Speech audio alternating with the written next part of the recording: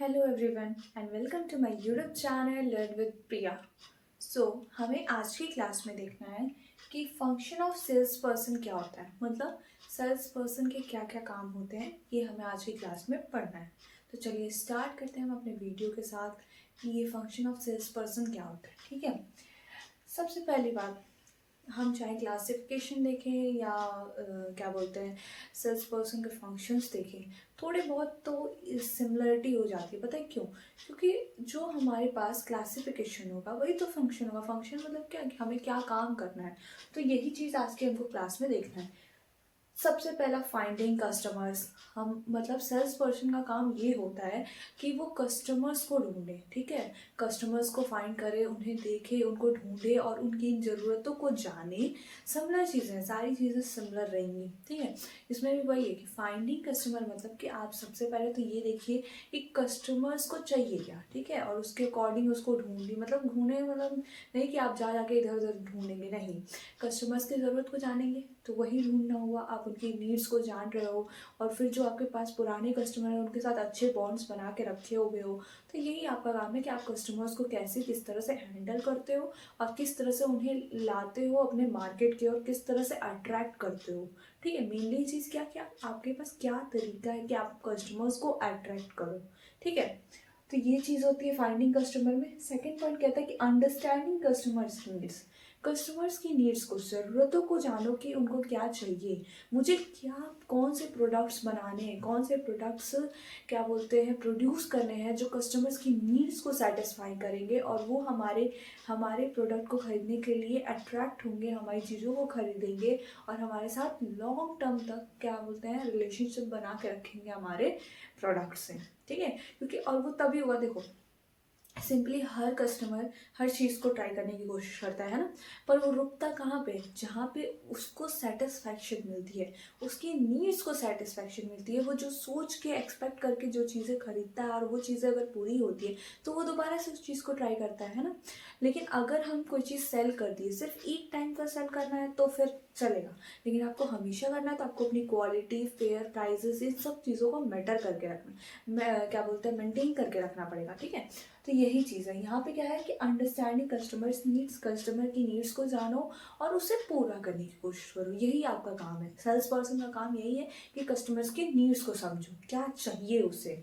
ठीक, presenting the product, product को बताओ क्या है आपके पास, किस तरह से, इस तरीके से चीज़ों को प्रेजेंट करना चाहिए ना कि वो चीज़ें बिके। सेल्स पर्सन को ये क्वालिटी तो होनी ही चाहिए कि वो प्रोडक्ट को कुछ इस तरीके से प्रेजेंट करे कि वो जो कस्टमर जो देखे उसे लगे कि नहीं, इसे मैं लूँगा तो शायद मुझे सेटिस्फेक्शन मिले, ये मेरी नीड्स को पूरा कर सकता है।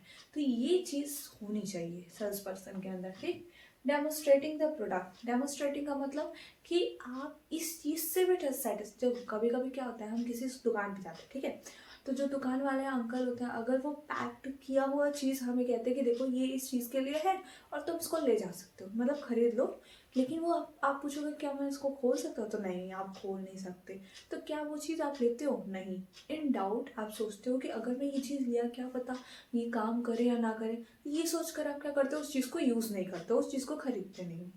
तो इससे क्या होता है, ये क्या एक कमी है ना आपके सेल्स को रोकने के लिए, तो ये चीज़ भी नहीं होनी चाहिए। आप जो भी अगर प्रोडक्ट सेल कर रहे हो उसको अगर खोल के दिखाते हो तो कस्टमर एकदम सेटिस्फाई होता है कि नहीं, हाँ ये चीज़ मैं ले सकता हूँ क्योंकि ये सेल्स के लिए, मतलब ये खरीदेंगे तो इसका फ़ायदा होगा, ये मेरे को ठीक है। ठीक है, लेकिन अगर आप उसको केवल सोचो कि नहीं बेचना ही है, बस कस्टमर्स को दिखाना नहीं है, तो कस्टमर नहीं खरीदेंगे, वो उनको ट्रस्ट ही नहीं होगा। क्या पता आपका प्रोडक्ट ले जाने के बाद घर पे चले या ना चले। तो ये सारी चीज़ें भी हैं। तो इसलिए सबसे पहले तो आप डेमोस्ट्रेटिंग द प्रोडक्ट को यूज़ करके दिखाओ कि हाँ ये प्रोडक्ट यूज़ कैसे होता है, ये यूज़ चल भी रहा है या नहीं। तो वो सारी चीज़ें कस्टमर को बता दो कि ऐसी ऐसी चीज़ें हैं, बाकी सारी ये सब चीज़ें होती हैं। ठीक है, कन्विंसिंग कस्टमर्स, कस्टमर्स को कन्विंस करना कि हाँ आप मेरी एक बार प्रोडक्ट को ट्राई करिए, आपको बिल्कुल ये चीज़ पसंद आएगी, क्योंकि ये आपको आपकी वो नीड्स पूरी करेगी जो आपको चाहिए। आपको उस प्रोडक्ट को सिर्फ बेचना नहीं, उसकी यूनिकनेस को रिप्रेजेंट करना है। जो मैं हर बार कहती हूँ कि आपको अपने प्रोडक्ट को सिर्फ सेल नहीं करना है, आपको उसकी यूनिकनेस दिखानी है, और वो यूनिकनेस ही कस्टमर्स को कन्विंस करने में हेल्पफुल होती है। तो यही होता है कन्विंसिंग कस्टमर। ठीक है, पहले पाँचों को एक बार रिपीट कर लेते हैं। फाइंडिंग कस्टमर, कस्टमर ढूंढो, देखो कि क्या कस्टमर्स को चाहिए, उनकी नीड्स को पूरा करो, समझो और उन्हें प्रोडक्ट के बारे में बताओ कि हाँ ये चीज़ आपकी नीड्स को पूरा कर सकती है। और जैसे ही आप कस्टमर्स की नीड्स को पूरा करने लगोगे, कस्टमर आपको अपने आप मिलने लगेंगे। डेमोस्ट्रेटिंग द प्रोडक्ट, और फिर प्रोडक्ट को यूज़ करके दिखाओ कि देखो प्रोडक्ट कैसे चलता है। फिर कस्टमर्स को कन्विंस करो, ये सारी चीज़ें हैं, ठीक है। फिर आता है नेगोशिएशन। नेगोशिएशन मतलब, नेगोशिएटिंग मतलब होता है कि आप जब कस्टमर्स को एकदम डील पे लाते हो कि हाँ ये प्राइस है, इस मतलब जो कस्टमर मन बना लेता है कि नहीं मुझे अब ये चीज़ खरीदनी है, उसके बाद आप उसको प्राइस बताते हो, उसको डिस्काउंट देते हो कि हाँ ठीक है चलिए इतने का है, मैं आपको डिस्काउंट पे इतना पे दूंगा और आप इस चीज़ को ले लीजिए। तो होता है नेगोशिएटिंग, ठीक है। अब आता है closing the sales. Closing the sale का मतलब बस एक ही है कि आपने प्रोडक्ट को बेचने तक ले आया है, ठीक है। आफ्टर सेल सर्विसेज, बेचने के बाद आप उनको सेल सर्विसेज प्रोवाइड करोगे। ये नहीं कि आपने सिर्फ बेचने की रिस्पॉन्सिबिलिटी ली है, अगर उसके बाद उनको कोई तकलीफ होती है, उन्हें यूज़ करने नहीं आता है या वो चीज़ नहीं चल रही है या कुछ ख़राब हो गया, उसके बाद अगर सर्विसेज आप प्रोवाइड नहीं करोगे तो फिर आपके दुकान से कोई भी कस्टमर सामान नहीं लेने वाला है, सिंपल बात।